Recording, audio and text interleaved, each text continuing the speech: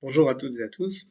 Dans le cadre des semaines de la maternelle, je vous propose une capsule vidéo autour de la question de la voix de l'enfant à l'école maternelle et comment travailler avec les enfants autour de la question du développement vocal.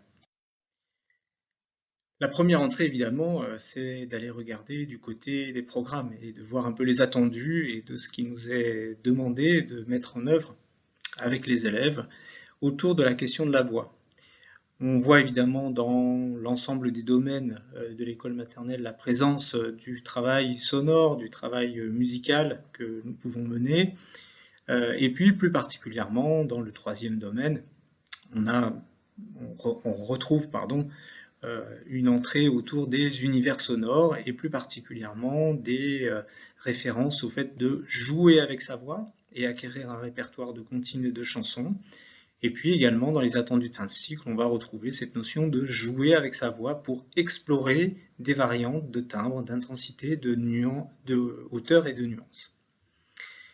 Ces références sont pour nous importantes puisqu'on se rend compte que les verbes qui sont utilisés nous donnent déjà des pistes de prolongement, des pistes de travail avec les élèves, donc autour de la notion de jouer avec sa voix, de l'explorer, de voir les différentes possibilités de la voix, on y reviendra. Et puis il y a cette idée également de permettre aux enfants d'acquérir un répertoire de comptines et de chansons qui sont du répertoire vocal adapté aux élèves.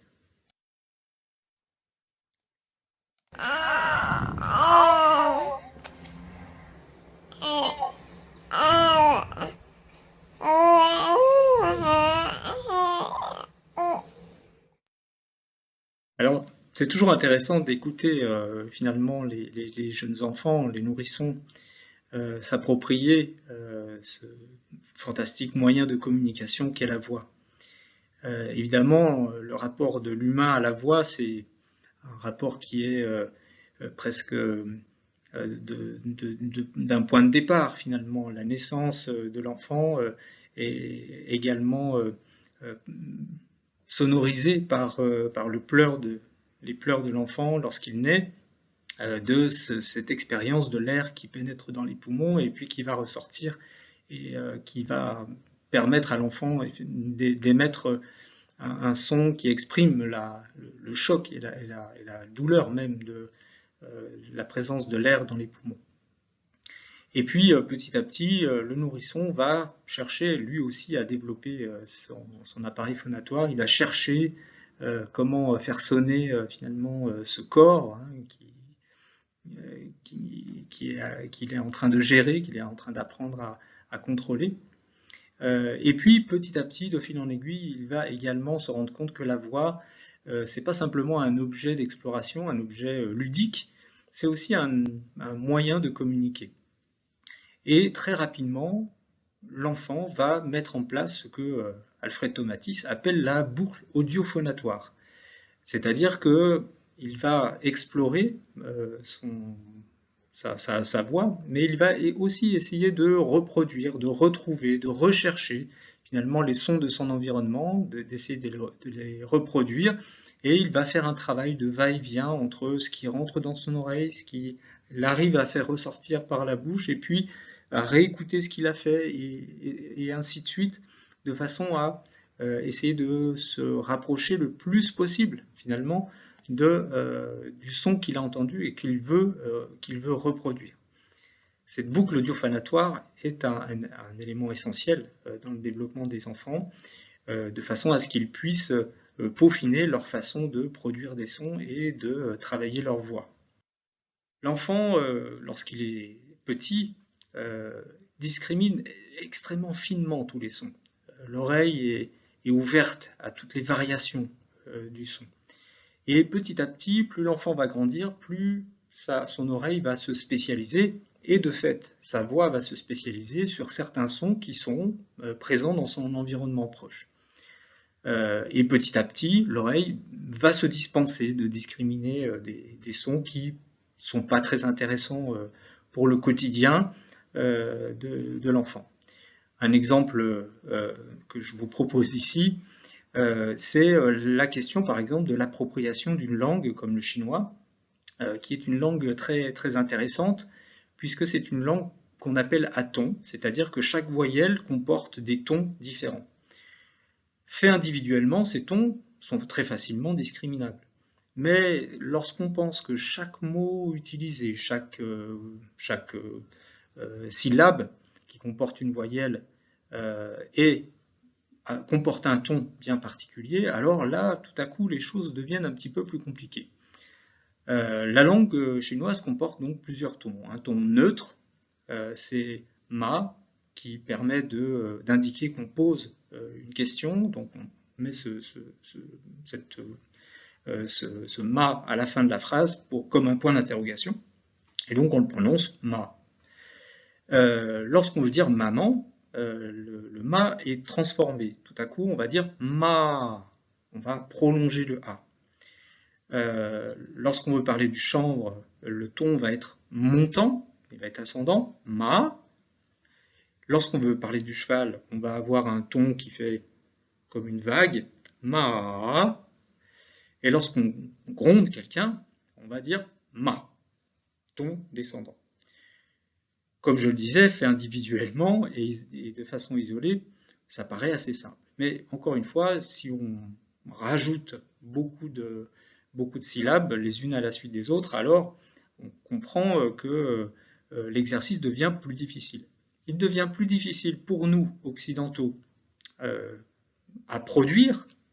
Mettre des mots les uns à la suite des autres en respectant les tons nous demande un effort quand même plus important. On arrive quand même à le faire avec un peu d'entraînement.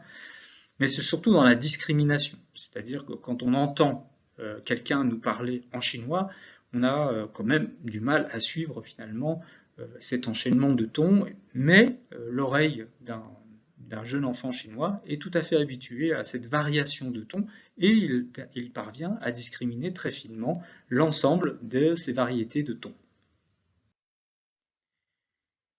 Alors pour aller plus avant sur la question de la voix, c'est toujours intéressant de revenir et de faire un peu de physiologie.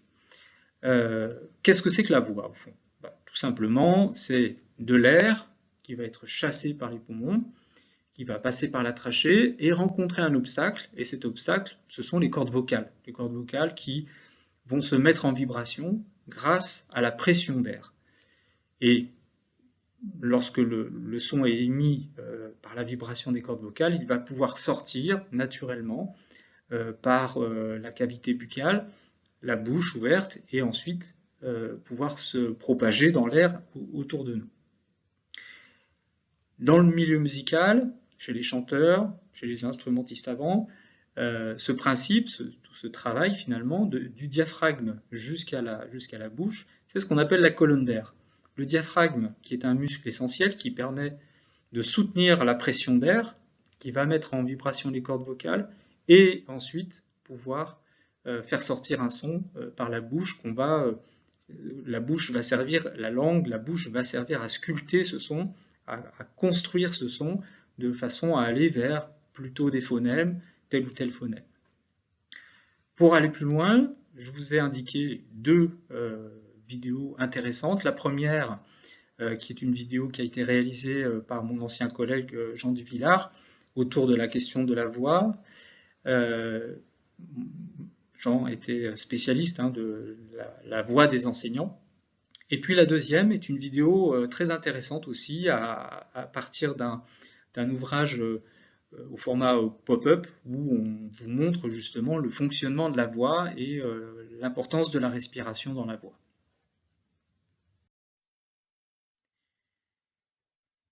Comme je l'ai dit précédemment, les jeunes enfants sont très sensibles à leur environnement sonore. Et lorsqu'ils perçoivent des sons, ils vont petit à petit chercher à les reproduire, à les imiter. Leur environnement proche va leur procurer beaucoup de sons de référence qu'ils vont ensuite chercher à reproduire, à reconstruire.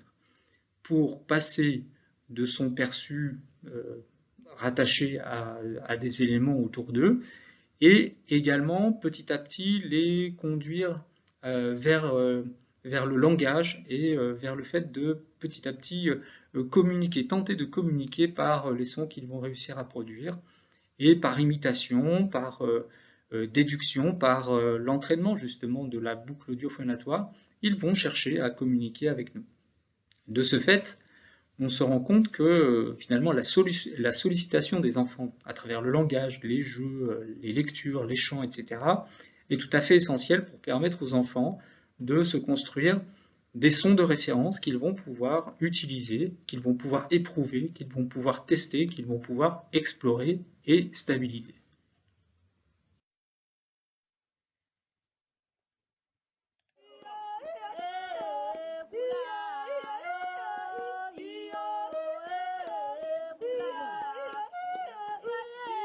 Alors évidemment, quand on parle du chant, il y a toujours la question du sujet. Qui chante? Et dans un premier temps, celui qui chante, c'est l'adulte à destination de l'enfant. Évidemment, c'est très intéressant de faire écouter des chansons enfantines, des comptines aux élèves, mais quoi qu'il arrive, rien ne remplace la voix de l'adulte. C'est pour cette raison que je conseille toujours finalement que la présentation des chansons ou des comptines ou des berceuses que l'on va partager avec les enfants à l'école, et bien que ces présentations soient faites par l'enseignant. Et l'enseignant va proposer sa version, son interprétation de la chanson, et c'est cette interprétation qui sera l'interprétation de référence pour les enfants. Évidemment, on ne peut pas passer à côté du fait que la chanson à destination des jeunes enfants, c'est une pratique qui est largement partagée dans le monde. C'est quelque chose qui est présent, omniprésent dans l'ensemble des cultures. On passe un certain temps à rassurer, à parler, à communiquer, à partager des moments avec le jeune enfant grâce à ces pratiques vocales. La diversité des chansons enfantines, la diversité des berceuses par exemple, est le témoin justement de cette omniprésence un peu partout dans le monde. Et puis, on a parlé du sujet adulte, et maintenant on peut parler du sujet l'enfant. Lui qui va jouer avec sa voix, lui qui va éprouver sa voix. C'est le sucette avec le blé. Je sais pas. Le sucette avec le blé, ramassé dans le grenier. Le sucette avec le blé, le sucette, le blé, le sucette, le blé. Regarde ce qu'on va faire. Moi j'ai fait plein de pièces araignées. Alors ce que vous avez entendu à l'instant, c'est un jeune garçon qui, en jouant, reproduit une comptine apprise pendant un moment de classe. C'est-à-dire que l'appropriation de la comptine, l'appropriation de la chanson, va ressortir au moment où on va chanter collectivement, et on y reviendra, mais aussi à des moments moins attendus. L'enfant est en train de jouer, il est concentré sur une tâche et il se met à chanter comme pour se bercer, comme pour s'accompagner. Quoi qu'il en soit, le fait de chanter pour l'enfant est quelque chose d'essentiel. On l'a entendu tout à l'heure lors du babillement du bébé. Le fait de babiller, c'est quelque chose qui se rapproche justement de quelque chose d'assez chantant. On va chercher les différents placements de la voix de tête, voix de poitrine, glisser d'un registre à l'autre. Les enfants jouent à moduler leur voix. Et quand on parle de modulation de la voix, on l'a vu tout à l'heure dans les programmes, les enfants vont pouvoir moduler leur voix dans les hauteurs, vers les aigus, vers le grave, dans l'intensité, de plus en plus fort, de moins en moins fort, modifier le timbre de la voix, essayer d'imiter des personnages, et puis également d'aller éprouver la voix dans la durée, de tenir un son très long ou au contraire faire des petits sons très courts. L'idée dans ce travail d'exploration et de production de sons, c'est de petit à petit permettre aux enfants de contrôler leur voix.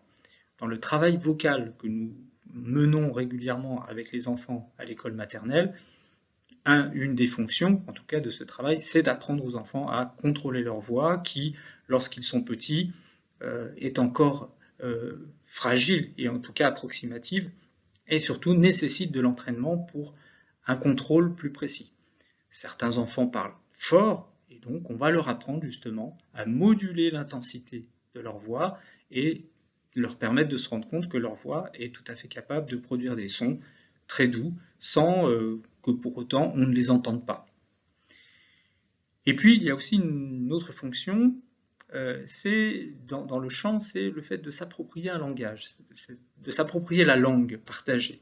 C'est-à-dire qu'à travers les chansons, on va permettre aux enfants de mettre en bouche finalement les sons fondamentaux de la langue qu'ils sont en train d'apprendre.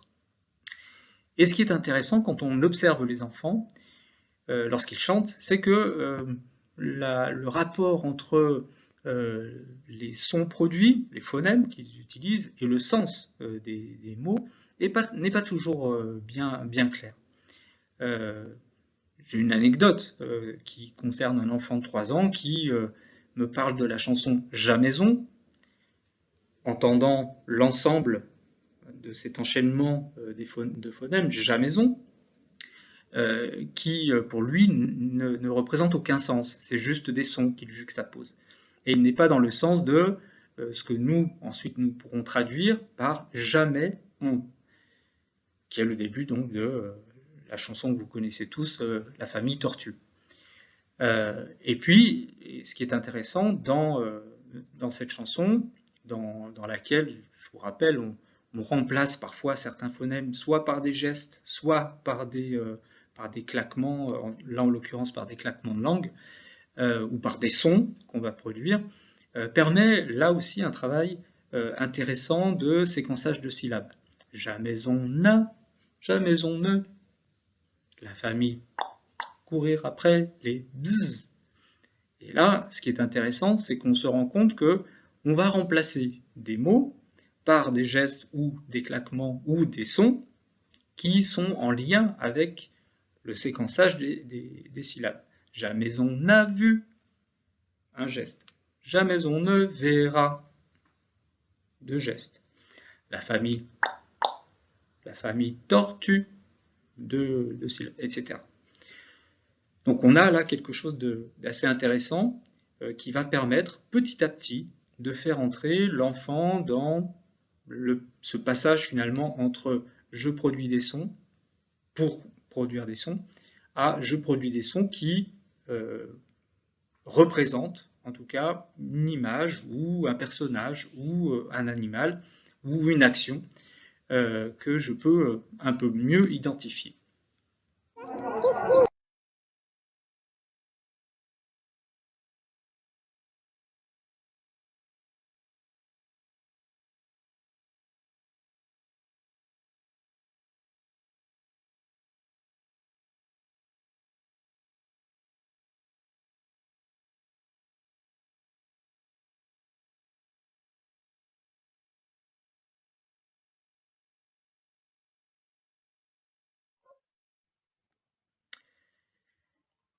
Lorsqu'on pense à chanter avec les enfants, avec les élèves de l'école maternelle, il faut qu'on se pose la question du choix des chansons.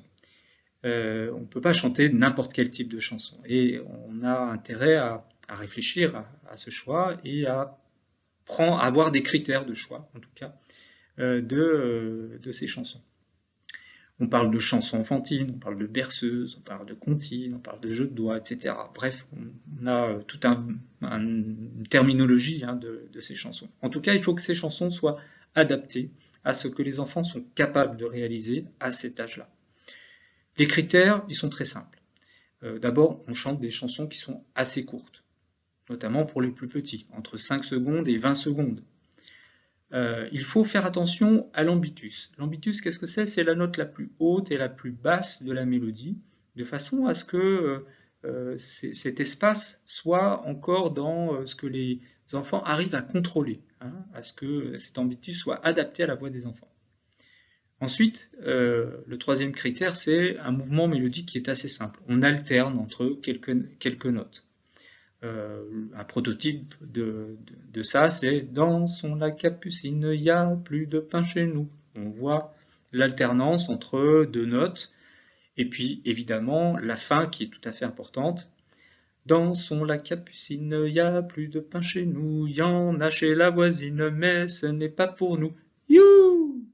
Et le you final, qui est comme un cri de soulagement, qui nous conduit, on a accumulé de la tension, et à la fin, on va pouvoir relâcher toute cette tension par cette expression soutenue. Enfin, dans les chansons, on va rencontrer des mots, des expressions qui sont simples, autour d'univers qui sont soit plutôt réalistes, soit au contraire un peu loufoques. La famille Tortue précédente qui court après les rats, bon, voilà, c'est un univers assez imaginaire. Et enfin, il est possible aussi de rencontrer, par exemple, des comptines avec des langues inventées, ou des onomatopées, ou avec des jeux sur les voyelles. On a beaucoup de chansons qui tournent autour de cette idée-là. Amstramgram, piqué, piqué, collégramme, par exemple, où on enchaîne comme ça des phonèmes qui ne veulent rien dire. Ou ces petits jeux qu'on fait à partir de chansons où on remplace toutes les voyelles par une seule et même voyelle. Un éléphant qui se balançait, qui devient Analafa, Kasabalasa, etc. On va pouvoir jouer justement sur les sonorités, sur les sons, pour permettre à l'enfant, encore une fois, d'explorer et de rencontrer diverses sonorités. Chanter, c'est une action du corps, on l'a vu tout à l'heure, le souffle, mise en vibration des cordes vocales, la bouche, etc. Mais c'est tout le corps qui va se mettre en vibration. On fait vibrer le son dans le corps, et puis justement la cage thoracique va jouer son rôle justement de résonateur, d'amplificateur de la voix, et de ce fait on va sentir la vibration du son dans la cage thoracique. Et puis globalement on ne chante pas de la même manière en fonction de l'état dans lequel on se trouve. Un enfant fatigué, un enfant énervé, un enfant triste va avoir une disposition vocale tout à fait particulière qu'il va falloir aider à contrôler. C'est pour cette raison qu'on insiste souvent sur la question d'un échauffement vocal, d'un échauffement corporel d'abord, qui va permettre justement d'installer l'enfant dans une posture de chant pour l'aider, pour l'accompagner à justement contrôler au mieux sa voix. C'est un échauffement simple, court, qui vise la détente corporelle, l'installation corporelle. La deuxième étape d'un échauffement, c'est toujours le travail du souffle, apprendre à contrôler son souffle. Là aussi, beaucoup de jeux existent qui permettent de placer le souffle, d'installer la colonne d'air de façon à maîtriser le souffle et d'allonger aussi le souffle. Un exemple très simple, le jeu de la bougie, par exemple. On a devant soi une bougie, un gâteau d'anniversaire avec des bougies, et on va souffler dessus, mais on ne veut pas éteindre les bougies. On va souffler doucement, en continu. Et quand on en a envie, ou ensemble, au signal, on va éteindre les bougies. Et là, on sent justement le contrôle du souffle. C'est la contraction du diaphragme qui va permettre d'envoyer la pression d'air nécessaire pour éteindre les bougies. Et enfin, on peut mobiliser le corps aussi pour aller dans le sens de l'interprétation de la chanson enfantine ou des comptines.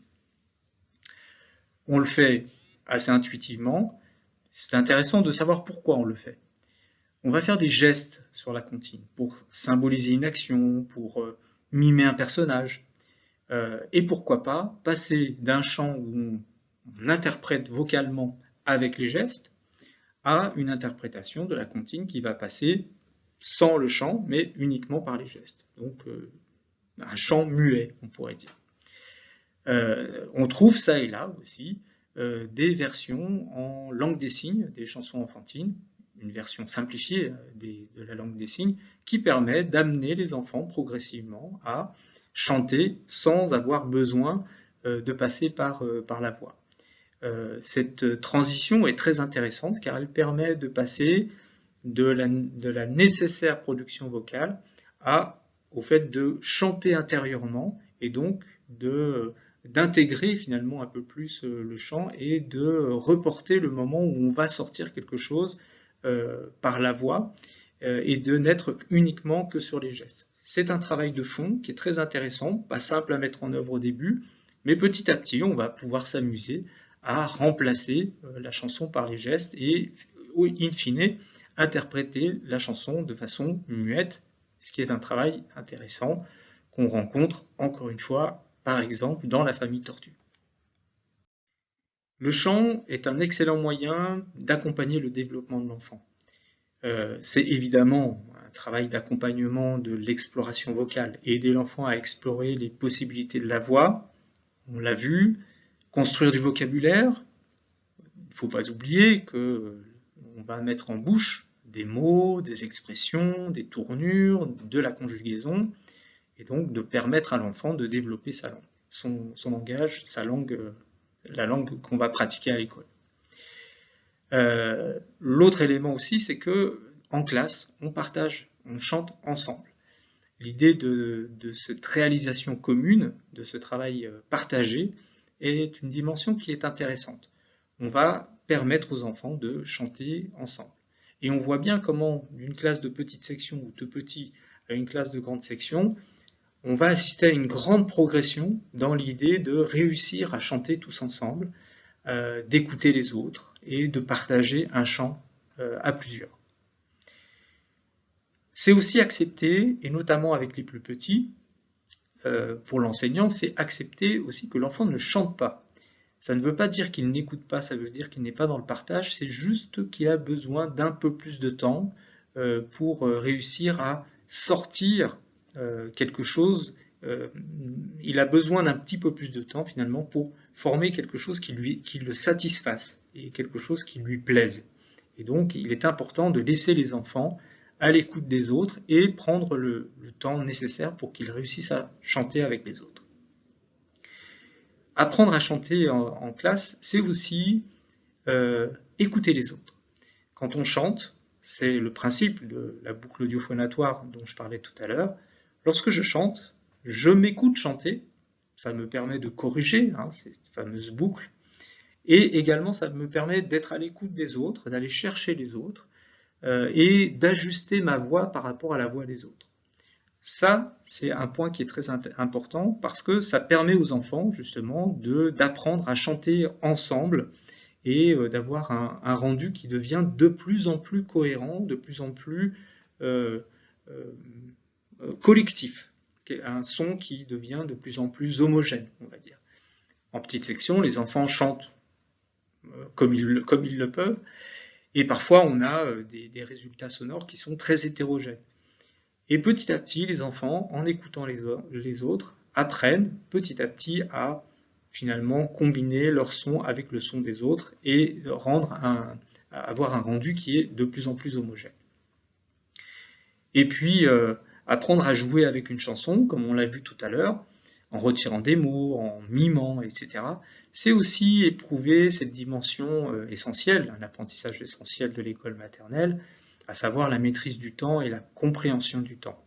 Je retire un mot, je le remplace par un geste, le geste me permet de mesurer le temps nécessaire pour que le déroulement de la chanson se fasse de manière cohérente. Ça permet également d'éprouver l'absence justement du mot et donc de se rendre compte que oui effectivement le mot est absent, je le remplace par autre chose et le temps nécessaire pour placer le mot reste toujours en place et si j'ai envie, je peux replacer le mot sans aucune difficulté. Mémoriser une chanson, là aussi c'est un travail tout à fait particulier. On n'apprend pas à l'école maternelle une chanson comme on apprendra plus tard à l'école élémentaire. On apprend une chanson à l'école maternelle par imprégnation. Les enfants ont besoin de s'imprégner petit à petit de la chanson. Ils attrapent un mot, ils attrapent un phonème, ils attrapent un moment particulier de la chanson et ils vont tenter de le replacer en même temps que l'enseignant ou que les autres élèves de la classe. Donc c'est un apprentissage qui se fait petit à petit, par récurrence, par répétition finalement de la chanson, et de fil en aiguille, les enfants vont réussir à mémoriser toute la chanson et pouvoir la chanter collectivement. Là aussi, un élève qui ne chante pas, c'est un élève qui mémorise aussi la chanson. Et un jour, l'enfant réussira, dans des moments où on s'y attendra le moins finalement, comme tout à l'heure, l'enfant jouant et chantant en même temps, l'enfant va pouvoir chanter à un moment où il est détendu, tout seul dans son coin, et il va pouvoir vous rechanter la chanson tranquillement, sans qu'il ait tenté de chanter avec les autres. Jouer avec la mémoire des enfants, c'est finalement s'amuser au quotidien avec ce travail d'apprentissage de chansons, et par exemple, de se constituer une boîte à chansons. Cette boîte à chansons, elle contient des cartes avec des visuels qui représentent les différentes chansons apprises durant la classe, et puis régulièrement, à des temps un peu de transition, ou en fin de journée, ou en fin de matinée, de pouvoir tirer au sort une des chansons qui ont été vues depuis le début de l'année, et puis de réactiver la mémoire des enfants pour leur permettre justement d'acquérir et de bien mémoriser les chansons qui ont été vues depuis la rentrée. Une question revient aussi régulièrement, c'est la question de la chorale. La chorale se développe dans les écoles, on voit beaucoup de chorales dans les écoles élémentaires, mais également, et c'est tant mieux, dans les écoles maternelles. La question est finalement quelle démarche et pourquoi est-ce qu'on va faire la chorale en maternelle. Finalement, la chorale, comme toute pratique musicale, comme toute pratique scolaire d'ailleurs, c'est une pratique exigeante qui se construit dans le temps. Il faut prendre le temps d'installer la chorale et puis se poser les bonnes questions. D'abord, l'élément essentiel, c'est de chanter en classe. Avant de se lancer dans une chorale, c'est déjà est-ce que collectivement, dans l'école, on chante dans les classes. Et en maternelle, on a plutôt tendance à répondre oui, on chante évidemment dans les classes. Peut-être qu'on peut passer, avant de passer directement à un regroupement choral, c'est déjà de passer sur des phases de partage ou d'échange, en tout cas de chansons, d'une classe à l'autre. Actuellement, la situation est un peu particulière avec les précautions qu'il nous faut prendre avec la propagation du virus, mais l'idée est de pouvoir finalement faire en sorte qu'une classe puisse apprendre ou en tout cas partager une chanson apprise avec la classe d'à côté ou avec d'autres classes. La question du temps de chorale, si on se lance dans la pratique chorale, c'est de finalement aussi penser à adapter le rythme de cette séquence, de cette séance plutôt de chorale, au rythme des élèves. On ne peut pas demander la même attention ou la même concentration, la même durée d'attention et de concentration à tous les élèves de l'école maternelle. Il y a la question des conditions qui sont favorables ou défavorables. Où est-ce qu'on s'installe? Dans quelles conditions matérielles on va s'installer? Dans quel lieu? Quel type d'installation? Est-ce que le lieu est propice à accueillir tous ces élèves? La question de la durée, j'en ai parlé. Évidemment que pour les tout petits et les petits, le temps d'attention n'est pas le même que pour des moyens grands, et il est peut-être judicieux de fractionner finalement ce temps de chorale avec un temps avec les plus jeunes et puis un temps pour les plus grands. Et puis également se poser la question du nombre des élèves. Est-ce qu'il est pertinent d'avoir toute l'école rassemblée tout le temps pour la chorale, ou est-ce qu'on n'a pas intérêt finalement à faire des temps plus espacés, ou en tout cas on rassemble un nombre de classes moins important que l'ensemble de toute l'école. Toujours se poser la question de l'intérêt de l'enfant et de ce qu'il est à même de pouvoir accepté comme condition de mise en œuvre de la chorale, pour que la chorale reste quand même d'abord un temps d'apprentissage essentiel, et puis surtout un temps de plaisir où on partage finalement, où on est en échange avec les autres et qu'on arrive à chanter avec les autres. En conclusion, rappeler quelques points qui paraissent évidents comme ça, mais qu'il est toujours important de rappeler. D'abord, chanter, comme on l'a vu précédemment, c'est un acte essentiel, c'est un acte qui est régulier, c'est un acte qui fait du bien aux enfants. C'est un moyen de rythmer la journée, d'organiser la journée, de structurer la journée. C'est un moyen de développer bien évidemment les capacités vocales, langagières, le vivre ensemble dont on parle tant. C'est chanter pour jouer, s'amuser avec les chansons, ne pas hésiter à rajouter des éléments dans les chansons, à trafiquer les chansons, à les modifier, à les amplifier ou au contraire à les réduire, dans le but de permettre aux enfants de mieux comprendre finalement le rapport entre les mots, les images, les personnages, les récits qui sont présents dans les chansons.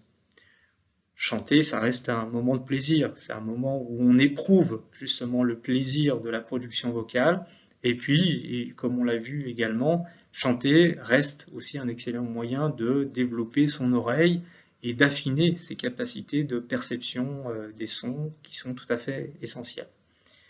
Chanter, c'est aussi raconter des histoires, et donc construire un récit, comme on le ferait à la lecture d'un album. Là aussi, quand on chante, on raconte des histoires et donc on peut mener un travail autour des différents événements qui se présentent dans la chanson. C'est également développer son imaginaire, puisqu'on part dans des univers tout à fait imaginaires, loufoques même parfois, avec des personnages ou des animaux à qui il arrive tout un tas d'aventures. Et puis, ne pas oublier également cette fonction rassurante du chant, c'est-à-dire que quand on chante, on permet à la fois de former le groupe dans la classe et aussi de rassurer les enfants sur le fait que l'adulte est là pour eux et qu'il va partager et qu'il va leur offrir une chanson pour la découvrir, pour la retrouver, parce qu'on l'a déjà apprise, et que les enfants ont besoin, très souvent, de retrouver des éléments qu'ils ont appris précédemment, et finalement cette chanson va devenir un objet rassurant, un objet structurant pour eux, etc. etc. Je ne vais pas développer tous les bienfaits de la chanson à l'école maternelle. Vous aurez compris que c'est, à mes yeux, un élément tout à fait important. Il ne me reste plus qu'à vous remercier pour votre attention, et puis n'hésitez pas, si des questions venaient ou si vous aviez besoin de conseils, de prendre contact, de prendre attache avec moi. Vous avez l'adresse mail qui s'affiche sur cette diapositive. Bonne fin de journée et à bientôt.